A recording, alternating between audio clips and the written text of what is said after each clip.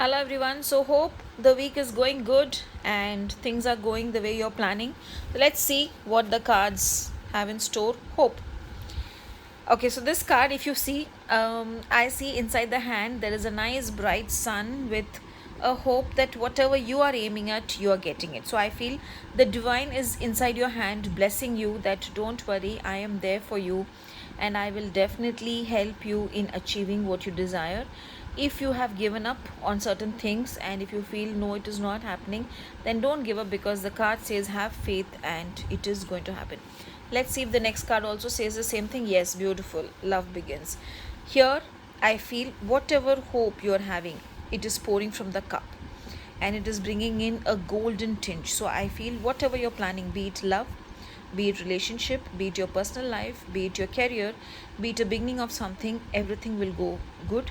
Again, here there are two hands. So if you are trying to start something new and if it is a partnership, it's going to be really good.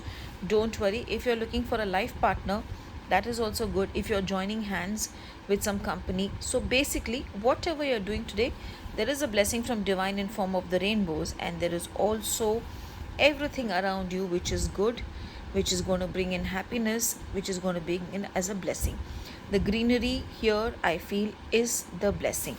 I felt I should take one more card for you from my crystals deck. So this is again a beautiful card.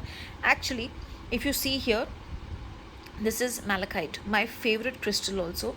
So basically it says, have you connected with all knowing and all seeing part of yourself? So maybe you are doubting yourself, so don't doubt yourself. Use your wisdom, use your knowledge, just stay calm and see what the universe wants you to do and go with the flow, because today I feel it will work.